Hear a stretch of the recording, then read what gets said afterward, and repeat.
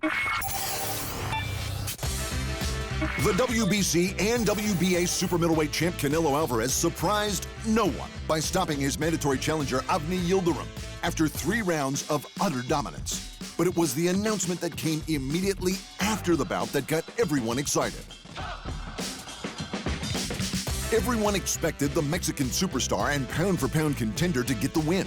It was almost just a matter of how long Canelo would let it go.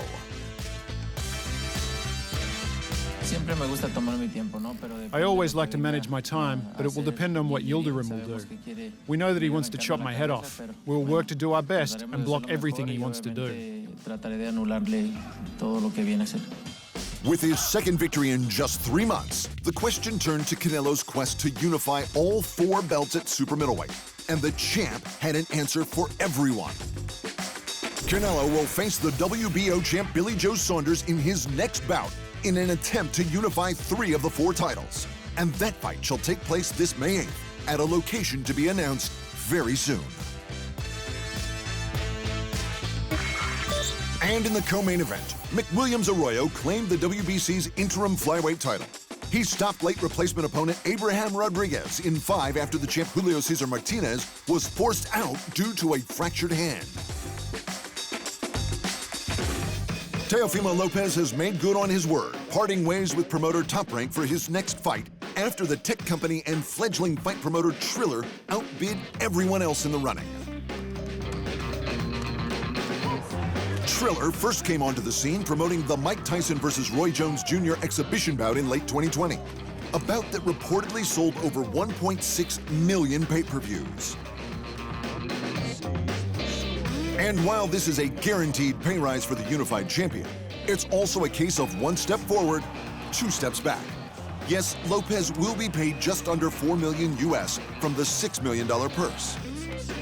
But his defense of 3, maybe 4 belts against the undefeated Australian George Kambosos is being planned as the co-main to a yet-to-be-determined influencer celebrity type event. Because boxing.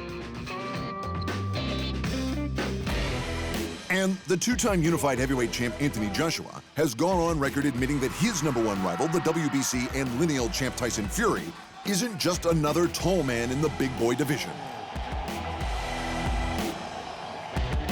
He's got some talent, he does well for himself. Normally guys his size are normally clumsy. You know what I mean? Falling over their feet and stuff. True. They're normally like hunchback because they don't like their height. So he's talented enough to recognize his skills and you know, puts them in action every time he steps in the ring. The interview occurred just days after Fury revealed that the much-anticipated showdown between the only 2 champions in the division was no closer to being arranged than it was a year ago. The way COVID-19 is at the moment, I don't think negotiations got much to do with the fighters. It's to do with the venue, date, place, site fees. It's to do with everything but the fight itself. A fight between the 2 champs would see all 4 titles on the line for the first time in history. Luckily for the fight fans, Fury's promoter Frank Warren is more optimistic. It's all COVID-19 related, but I think it will go on sometime in June, latest July. But I still don't think it will happen in the UK. It will go where the most money will be made. In the UFC, Cyril Gane solidified his heavyweight contender status in the main event of Fight Night 186.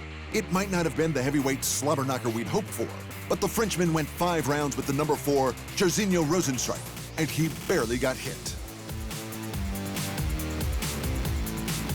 Gane's ability to switch stance, control distance, and keep it up for 5 rounds was more reminiscent of a middleweight than of a heavyweight his size. Combined with his already dangerous takedown and submission game, Rozenstruik was rendered completely gun-shy. Gane outstruck the heavy hitter 128-49 with 102 significant strikes. And with 2 takedowns and 1 submission attempt, all 3 judges awarded him every round of the fight. He's clearly a very real contender in the division, but not everyone was impressed. UFC President Dana White was less than enthusiastic about Gane's title aspirations. This was Gane's coming out party and his chance to show the world who he is, the President Reason. He won, but let's leave it at that. He won. He did win, and the former light heavyweight champ Jon Jones is yet to find a dance partner for his impending heavyweight debut. And he was also not super impressed with Gane's performance.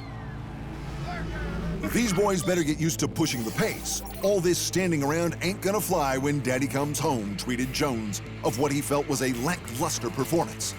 But side by side with Gane, it's hard to imagine Jones being the daddy. Physically, Gane has the advantage everywhere except for reach. He's the younger, taller, and even with Jones's added bulk, the naturally much, much larger man. But Jones has the finishing reel and championship experience to put anyone in their place. So why not let them fight? In other results from the night, Pedro Munoz's 3-round war with Jimmy Rivera took home fight of the night, with nothing else on the card coming close. And Ronnie Lawrence took home the only performance bonus with his 3rd-round TKO.